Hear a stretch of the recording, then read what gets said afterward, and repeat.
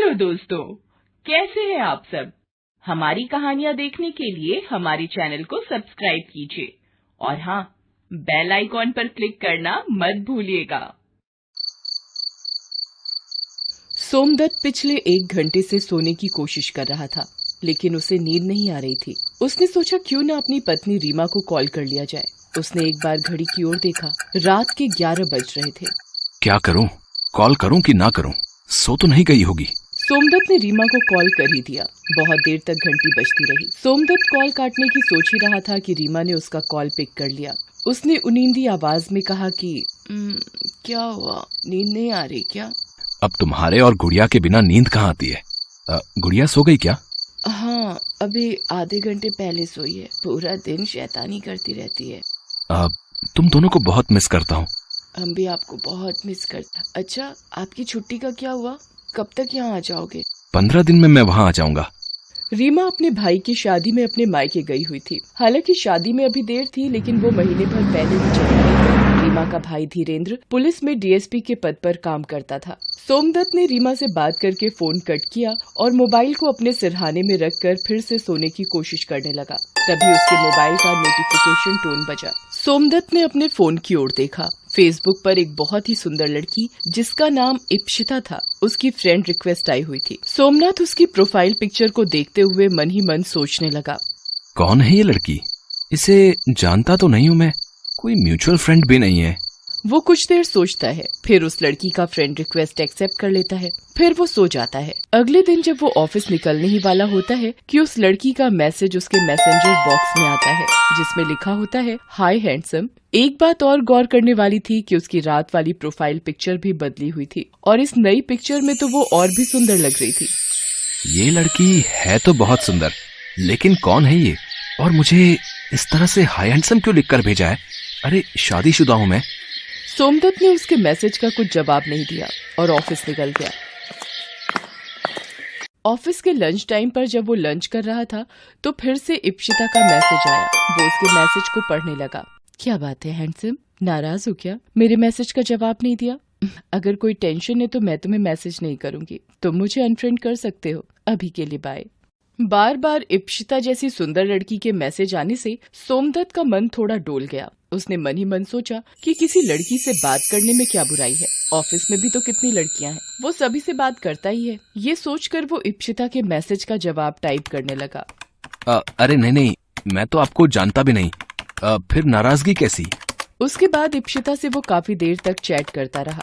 उस चैट में वो कहाँ काम करता है, क्या करता है और अपना फोन नंबर भी दे दिया। सोमदत्त ने सोचा कि इप्शिता का कॉल आएगा, लेकिन उसने कोई कॉल भी नहीं किया। फिर 2 दिनों तक इप्शिता का कोई मैसेज भी नहीं आया, लेकिन सोमदत्त बार बार अपने मैसेज बॉक्स में जाकर देखता कि कहीं उसका कोई मैसेज तो नहीं आया है। अरे जब कॉल करना ही नहीं था तो फोन नंबर क्या अचार डालने के लिए लिया था? 2 दिन से कोई मैसेज भी नहीं आया इप्शिता का। वो थोड़ा परेशान सा रहने लगा। कई बार उसके मन में आया कि वो ही उसे मैसेज करके पूछ ले कि सब ठीक तो है ना, लेकिन उसने नहीं किया। 2 दिन बाद जब वो शाम को अपने ऑफिस से निकल रहा था तो उसके नंबर पर एक अननोन नंबर से कॉल आया। सोमनाथ ने कॉल पिक किया तो दूसरी तरफ से एक लड़की की मदहोश करने वाली आवाज आई। हेलो। हेलो, आप कौन बोल रही हैं? पहचानिए मुझे। सॉरी, मैं आपको नहीं पहचान पाया। अरे इतनी जल्दी हार मत मानिए, ट्राई तो करिए पहचानने की। सोमदत्त उस लड़की की आवाज नहीं पहचान पा रहा था। तभी उस लड़की ने एक बात कही। ठीक है हैंडसम, मैं ही बता देती हूँ। मैं इप्शिता हूँ, तुम्हारी फेसबुक फ्रेंड। इप्शिता का नाम सुनते ही सोमदत्त के दिल की धड़कनें तेज हो गई। उसने लड़खड़ाती जुबान में उससे पूछा, इप्शिता, कहाँ हो तुम? मैं तो तुम्हारे दिल में हूँ, जरा ठीक से देखो तो। इप्शिता की ऐसी बात सुनकर सोमदत्त थोड़ा शर्मा गया। अरे इस तरह लड़कियों की तरह कोई शर्माता है क्या? वैसे तुम फेसबुक पिक में जितने हैंडसम दिखते हो उससे कहीं ज्यादा सामने से लग रहे हो। इप्शिता की इस बात को सुनकर सोमदत्त चौंक गया। अरे तुमने मुझे सामने से कब देख लिया? अभी देख रही हो ना, जरा तुम भी अपनी गर्दन बाईं ओर घुमाओ। हाथ हिलाती हुई मैं भी तुम्हें दिख जाऊंगी। सोमदत्त झट से अपनी बाईं ओर देखने लगा। उसकी थोड़ी दूर पर इप्शिता खड़ी थी। वो इतनी सुंदर थी कि सोमदत्त बिना पल के झपकाए उसे देखता रह गया। इतने में इप्शिता चलते हुए उसके पास आई और उससे कहा, क्या बात है हैंडसम, पहले कभी लड़की नहीं देखी क्या? इप्शिता की बात सुनकर सोमदत्त झेप गया। इप्शिता ने ये बात भांप ली और उससे कहा कि यहीं खड़े रहोगे या कहीं कॉफी पीने चलोगे? सोमदत्त इप्शिता को लेकर कॉफी पीने चला गया। उन दोनों ने उस दिन बहुत सारी बातें की। सोमदत्त को कहीं से भी ऐसा नहीं लगा कि वो इप्शिता से पहली बार मिल रहा है। इप्शिता भी पहली ही मुलाकात में उससे बहुत खुल गई थी। फिर तो वो हर दिन मिलने लगे। उनके बीच में करने को इतनी बातें होती कि वो कभी खत्म ही नहीं होती। रात को भी वो घंटों बातें करते रहते। उनकी बात खत्म होने के बाद रीमा का कॉल आता तो वो रीमा को बोलता कि आजकल काम का बहुत प्रेशर है, क्लाइंट से बात करनी होती है। एक दिन की बात है, रात के 10 बज रहे थे। तभी हर रोज की तरह इप्शिता का कॉल आया। हेलो सोम, तुमसे एक बात कहनी थी, लेकिन कैसे कहूँ समझ नहीं आ रहा है। लगता है तुम मुझे अपना नहीं समझती, तभी बोलने में संकोच कर रही हो। अरे नहीं नहीं सोम, तुमसे ज्यादा अपना तो मेरा कोई नहीं है। तो बोलो क्या बात है। उसके बाद इप्शिता ने सोमदत्त से कहा कि आज उसके घर में कोई नहीं है और उसे रात में अकेले में डर लग रहा है। अगर तुम इस समय आ सकते हो तो आ जाओ। सोमदत्त सोच में पड़ गया। क्या हुआ, नहीं आ सकते? अच्छा रहने दो, मैं मैनेज कर लूंगी। इप्शिता ने ये बात इस अंदाज में और थोड़ा दुखी होकर कही कि सोमदत्त तुरंत तैयार होकर उसके घर पहुंच गया। ये पहली बार था जब सोमदत्त इप्शिता के घर गया था। सोमदत्त को अपने घर देख इप्शिता बहुत खुश हो गई और उसने उसे गले लगा लिया। सोमदत्त को थोड़ा अजीब तो लगा, लेकिन उसे भी इप्शिता का गले लगाना अच्छा लगा, इसलिए उसने कुछ नहीं बोला। थैंक यू सोम, तुम नहीं आते तो पता नहीं आज की रात में अकेले कैसे काटती। अच्छा, तुम कॉफी पियोगे या तुम्हारे लिए कुछ स्पेशल लेकर आऊं? ये कहकर इप्शिता किचन में चली गई। जब वो बाहर आई तो ट्रे में 2 गिलास और ड्रिंक थे। दोनों मिलकर पीने लगे। थोड़ी देर बाद सोमदत्त का सिर भारी होने लगा और वो सो गया। अगली सुबह जब उसकी नींद खुली, सोमदत्त का सिर अब भी भारी लग रहा था। तभी उसकी नजर इप्शिता पर गई, जो लगातार रोई जा रही थी। सोमदत्त ने उससे रोने का कारण पूछा। जब इप्शिता ने कारण बताया तो सोमदत्त का सिर घूम गया। वो थोड़ी देर वहां रुककर अपने घर निकल गया। आज उसका मन किसी काम में नहीं लग रहा था। वो ऑफिस भी नहीं गया। तभी उसके मोबाइल फोन के मैसेंजर में नोटिफिकेशन आया। उसने अनमने ढंग से फोन उठाया। उसके बाद उसने फोन में जो देखा उसे देखकर वो पसीने पसीने हो गया। उसमें उसकी और इप्शिता की कई सारी तस्वीरें थीं। उन तस्वीरों को देख उसका सिर चकराने लगा।